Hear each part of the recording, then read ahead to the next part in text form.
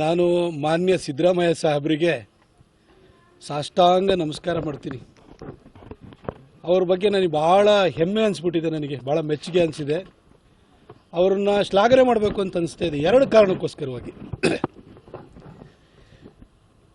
ತನ್ನ ಮಗನ ರಾಜಕೀಯ ಭವಿಷ್ಯಕ್ಕೋಸ್ಕರ ತನ್ನ ಮಗನನ್ನು ಮೈಸೂರಿನಲ್ಲಿ ಲೋಕಸಭಾ ಕ್ಷೇತ್ರಕ್ಕೆ ಚುನಾವಣೆಗೆ ನಿಲ್ಲಿಸಿ ಗೆಲ್ಲಿಸೋದಕ್ಕೋಸ್ಕರ ಎಷ್ಟೆಲ್ಲ ಶ್ರಮ ಪಡ್ತಾರೆ, ಯಾರನ್ನು ಬೇಕಾದ್ರೂ ತುಳಿಯೋದಕ್ಕೆ ಹಣಿಲಿಕ್ಕೆ ಪ್ರಯತ್ನ ಮಾಡ್ತಾರೆ. ಇದನ್ನು ಸಿದ್ದರಾಮಯ್ಯನವರಿಂದ ನಿಜವಾಗ್ಲೂ ಕಲಿಬೇಕು. ನಿಮ್ಮಂಥ ತಂದೆ ಎಲ್ರಿಗೂ ಸಿಗಲ್ಲ ಸರ್. ನೀವೊಂದು ಬ್ರಿಲಿಯಂಟ್ ಫಾದರ್ ಸರ್. ನೀವು ನಿಜವಾಗ್ಲೂ ನಿಮ್ಮನ್ನು ಮೆಚ್ಚಿದ್ದೀನಿ. ನಿಮಗೆ ಸಾಷ್ಟಾಂಗ ನಮಸ್ಕಾರಗಳು.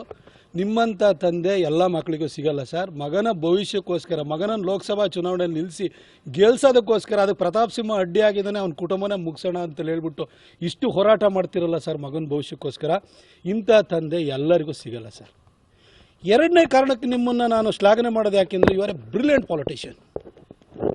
ಬೆಳಗಾಮಲ್ಲಿ ಒಬ್ಬ ಹಿಂದುಳಿದ ಜಾತಿ ಜನಾಂಗಕ್ಕೆ ಸೇರಿದಂತಹ ಮಹಿಳೆಯನ್ನು ಬೆತ್ತಲು ಮಾಡಿ ಮೆರವಣಿಗೆ ಮಾಡ್ತಾರೆ. ಅದ್ರ ಬಗ್ಗೆ ನೀವು ಮಾತಾಡಲ್ಲ. ಇಡೀ ಮೀಡಿಯಾ ಅಟೆನ್ಷನ್ನ ಡೈವರ್ಟ್ ಮಾಡಬೇಕು, ಪ್ರತಾಪ್ ಸಿಂಹನ ಮೇಲೆ ತನಿಖೆ ಆಗಬೇಕು ಅಂತ ನೀವು, ನಿಮ್ಮ ಉಪಮುಖ್ಯಮಂತ್ರಿ, ನಿಮ್ಮ ಮಂತ್ರಿವರಿಯರೆಲ್ಲ ಪಾರ್ಲಿಮೆಂಟಿನ ಪಾಸ್ ಇಟ್ಕೊಂಡು ಮಾತಾಡ್ತೀರಿ. 40 ವರ್ಷದ ರಾಜಕೀಯ ಅನುಭವ ಇದೆ. ಯಾವ ಒಂದು ಪರ್ಟಿಕ್ಯುಲರ್ ಹೌಸ್ದು ಮೆಂಬರ್ ಅಲ್ಲದೆ ಇದ್ದವನ ಹೆಸರನ್ನೇ ಹೇಳೋಂಗಿಲ್ಲ. ನನ್ನ ಹೆಸರು ಹೇಳಿದು ನನ್ನ ಮೇಲೆ ತನಿಖೆ ಆಗಬೇಕು ಅಂತ ಹೇಳ್ತೀರಿ. ಇಲ್ಲಿ ನಿಮ್ಮ ಮಗ ಸುಪುತ್ರ ಮಿನಿಟ್ ಕೊಡೋದನ್ನು ಬಿಟ್ಬಿಟ್ಟು ಮಧ್ಯದಲ್ಲೇ ನನ್ನ ಬಗ್ಗೆ ಪ್ರತಾಪ್ ಸಿಂಹ ವಿರುದ್ಧ ತನಿಖೆ ಆಗಬೇಕು ಅಂತ ಹೇಳ್ತಾರೆ. ಸರ್, ನಿನ್ನೆ ಘಟನೆನೇ ತಗೊಳ್ಳಿ ಸರ್. 6.5 ಕೋಟಿ ರೂಪಾಯಿ ಚೆಕ್ ಬೌನ್ಸ್ ಮಾಡಿದ್ದು ನಿಮ್ಮ ಸಂಪುಟದಲ್ಲಿ ಸಚಿವ ಆಗಿರುವಂಥ ಮಧು ಬಂಗಾರಪ್ಪನವರು. 6 ತಿಂಗಳು ಜೈಲು ಸಜೆಗೆ ಒಳಗಾಗಿರೋದು ಮಧು ಬಂಗಾರಪ್ಪನವರು. ಆದರೆ ಪ್ರತಾಪ್ ಸಿಂಹನ ತಮ್ಮ ಅರೆಸ್ಟು ಚೇಸ್ ಮಾಡಿ ಸಿನಿಮಾ ಸ್ಟೈಲ್ನಲ್ಲಿ ಹಿಡಿದ್ಬಿಟ್ಟಿದ್ದಾರೆ. ಸುದ್ದಿ ಇದು ಬರುತ್ತೆ ಸರ್. ನಿಜವಾಗ್ಲೂ ನೀವೊಂದು ಬ್ರಿಲಿಯಂಟ್ ಪಾಲಿಟಿಷಿಯನ್ನು. ನಾನು ನಿಮ್ಮನ್ನು ಇಷ್ಟೇ ಕೇಳೋದು ಸರ್. 16ನೇ ತಾರೀಕು ಈ ತಿಂಗಳ 16ನೇ ತಾರೀಕು ಬೇಲೂರು ಹತ್ತಿರ, ಬೇಲೂರು ತಾಲೂಕಿಗೆ ಸೇರಿದಂಥ ಯಾವ್ದೋ ಜಮೀನಲ್ಲಿ, ಜಯಮ್ಮನ್ ಅವ್ರ ಜಮೀನಲ್ಲಿ ಮರವನ್ನು ಕಡ್ದಿದ್ದಾರೆ ಅಂತ ಹೇಳಿ FIR ಆಗುತ್ತೆ. ಅದರಲ್ಲಿ ರಾಕೇಶ್ ಶೆಟ್ಟಿ ಮತ್ತು ಜಯಮ್ಮ ಅನ್ನೋರ ಮೇಲೆ FIR ಆಗುತ್ತೆ. ಅಬ್ಸ್ಕ್ಯಾಂಡ್ ಆಗ್ತಾರೆ. ಇನ್ನೊಬ್ಬ ರವಿಯನ್ನೂ ಮರಕ್ಕೆ ತಗೊಂಡೋಗಿದ್ದಾನೆ ಅಂತೇಳಿ ಅವನು ಅಬ್ಸ್ಕ್ಯಾಂಡ್ ಆಗ್ತಾನೆ. ಇವತ್ತವರೆಗೂ ನೀವು ಹಿಡಿಯೋಕ್ಕಾಗಿಲ್ಲ ಅವನ್ನ. ಮರನೆಲ್ಲ ತಗೊಂಡೋಗಿ ಹಾಸನಲ್ಲಿ ನಿಮ್ಮ ಫಾರೆಸ್ಟ್ ಡಿಪೋದಲ್ಲಿ ಇಡ್ತೀರಿ. 24ನೇ ತಾರೀಕು ನಾನು ಮೈಸೂರಿಗೆ ಬಂದು ಹನುಮಾನ್ ಜಯಂತಿ ಸಂದರ್ಭದಲ್ಲಿ ನಾನು ಹೇಳಿಕೆ ಕೊಡ್ತೀನಿ.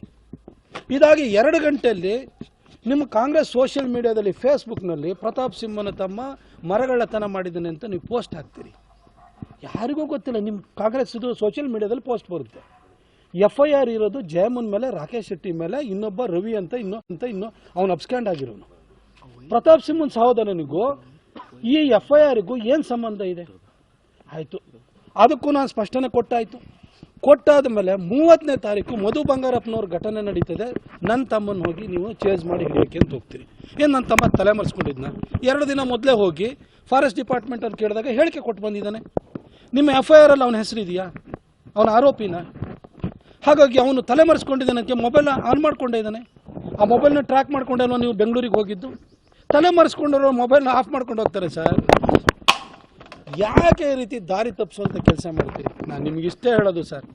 ನಾನು ಹಿಂದೆನೂ ಹೇಳಿದೆ, ಕಳೆದ ವಾರನೂ ಹೇಳಿದೆ, ನೀವು ಇಲ್ಲಿಗೆ ನಿಲ್ಲಲ್ಲ ಸರ್.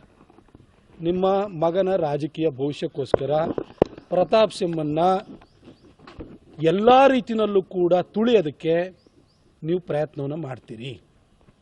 ನನ್ನ ಚಾರಿತ್ರ್ಯವಧೆಯನ್ನು ಮಾಡ್ತಾ ಇದ್ದೀರಿ, ನನ್ನ ಕುಟುಂಬವನ್ನು ಎಳಿತಾ ಇದ್ದೀರಿ, ನನ್ನ ತಮ್ಮನ ದಿನ ಇನ್ನು ಫಿಕ್ಸ್ ಮಾಡೋಕ್ಕೆ ಅಂತ ನೋಡ್ತಾ ಇದ್ದೀರಿ ಸರ್. ನನ್ನ 3 ಗಂಟೆಗೆ ಅರೆಸ್ಟ್ ಮಾಡಿದ್ದಾರೆ. ಇವತ್ತವರೆಗೂ ಕೋರ್ಟಿಗೆ ಯಾಕೆ ಸರ್ ಪ್ರೊಡ್ಯೂಸ್ ಮಾಡಿಲ್ಲ? ನಿಮ್ಮ ಹತ್ರ ಅಷ್ಟೊಂದು ಎವಿಡೆನ್ಸ್ ಇದ್ಮೇಲೆ ಸರ್. PCCFಗೆ ನಾನು ಮಾತಾಡ್ತಾ ಇದ್ದೀನಿ, ರಾತ್ರಿಯಿಂದಲೂ ಮಾತಾಡ್ತಾ ಇದ್ದೀನಿ. ಈಗ ಕರ್ಕೊಂಡು ಹೋಗ್ತೀವಿ. ನಿಮ್ಮ ತಮ್ಮನಿಗೆ ನಾವೇನು ತೊಂದರೆ ಕೊಡಲ್ಲ. ಅಲ್ಲ, ತೊಂದರೆ ಕೊಡಲ್ಲ ಅಂದಮೇಲೆ ಇಷ್ಟೊತ್ತವರೆಗೂ ಯಾಕೆ ಇಟ್ಕೊಂಡಿದ್ದೀರಿ ಸರ್? ಯಾವ ಒತ್ತಡವನ್ನು ಹೇರಲಿಕ್ಕೆ ಅಂತ ಹೊರಟಿದ್ದೀರಿ ಸರ್? ಇವಾಗ ನನ್ನ ತಮ್ಮ ಆಯಿತು, ಕಳೆದ ಸರಿ ನನ್ನ ಮೇಲೆ 2 ಕ್ರಿಮಿನಲ್ ಪ್ರಕರಣ ಹಾಕಿದ್ರು ಹುಣಸೂರಿನ ಹನುಮಾನ್ ಜಯಂತಿನ ಇಟ್ಕೊಂಡು. ಸರ್, 2 ಕ್ರಿಮಿನಲ್ ಪ್ರಕರಣ. ಅವತ್ತೇ ನನ್ನನ್ನು ರಾಜಕೀಯವಾಗಿ ಮುಗಿಸೋದಕ್ಕೋಸ್ಕರ ಕ್ರಿಮಿನಲ್ ಪ್ರಕರಣನ ದಾಖಲು ಮಾಡಿರಿ. ಅಡಿಷನಲ್ SP ಕಾಲ ಮೇಲೆ ನಾನು ಇನೋವಾ ಕಾರ್ ಹಚ್ಚಿದ್ದೀರಿ ಅಂತ ಹೇಳ್ಬಿಟ್ಟು ನನ್ನ ಮೇಲೆ ಸುಳ್ಳ ಕೇಸ್ ಹಾಕಿದ್ರಿ ನೀವು. ಅವತ್ತು ನನ್ನನ್ನು ಮುಗ್ಸಕ್ಕೆ ನೋಡಿದ್ರಿ, ಆಗಲಿಲ್ಲ. ಮೈಸೂರು ಮತ್ತು ಕೊಡಗಿನ ಜನ ನನ್ನ ಕೈ ಹಿಡಿದು 2019 ಗೆಲ್ಲಿಸಿದ್ರು. ಇವಾಗ ನಿಮಗೆ ನಿಮ್ಮ ಮಗನ್ನ ಅಸೆಂಬ್ಲಿ ಸೀಟನ್ನು ತೆರವು ಮಾಡಿಕೊಟ್ಟು ನಿಮಗೆ ಬಿಟ್ಕೊಟ್ಟಿದ್ದೇನೆ. ಈಗ ನಿಮ್ಮ ಮಗನ ರಿಹ್ಯಾಬಿಲಿಟೇಟ್ ಮಾಡಬೇಕು ಸರ್. ನಿಮ್ಮ ಮಗನ ಭವಿಷ್ಯಕ್ಕೋಸ್ಕರ ನನ್ನ ಕುಟುಂಬನೂ ಕೂಡ ನೀವು ಮುಗ್ಸಕ್ಕೆ ಹೊರಟಿದ್ದೀರಿ ಸರ್. ಮನೆಯಲ್ಲಿ ನಮ್ಮ ವಯೋವೃದ್ಧ ತಾಯಿ ಇದ್ದಾಳೆ ಸರ್, ಅವಳನ್ನೂ ಅರೆಸ್ಟ್ ಮಾಡಿಬಿಡಿ ಸರ್, ಪರವಾಗಿಲ್ಲ. ನನ್ನ ತಂಗಿ ಇದ್ದಾಳೆ, ಅವಳನ್ನೂ ಅರೆಸ್ಟ್ ಮಾಡಿ.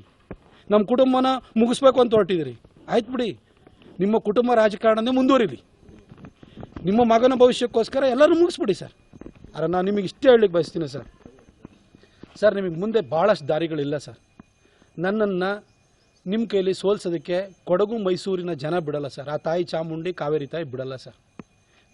ನೀವು ನನ್ನನ್ನು ಈ ರೀತಿ ಎಲ್ಲ ತಂತ್ರಗಾರಿಕೆಗಳನ್ನ ಮಾಡಿ ಮುಗಿಸೋದಕ್ಕೆ, ಇಲ್ಲ ನನ್ನನ್ನು ಜೀವನ ತೆಗಿಲಿಕ್ಕೆ ನೀವು ಪ್ರಯತ್ನ ಮಾಡ್ಬೋದು ಅಷ್ಟೇ. ಅದು ಬಿಟ್ಟು ನಿಮಗೆ ಬೇರೆ ದಾರಿ ಇಲ್ಲ sir. All the best sir, ನಿಮಗೆ ಒಳ್ಳೆಯದಾಗಲಿ. ಆದರೆ ನಾನು ಜಗ್ಗೋ ಮಗ ಅಲ್ಲ ಸರ್. ಈ ವಿಡಿಯೋ ನಿಮಗೆ ಇಷ್ಟವಾದಲ್ಲಿ ಲೈಕ್ ಮಾಡಿ, ಶೇರ್ ಮಾಡಿ, ಸಬ್ಸ್ಕ್ರೈಬ್ ಮಾಡಿ.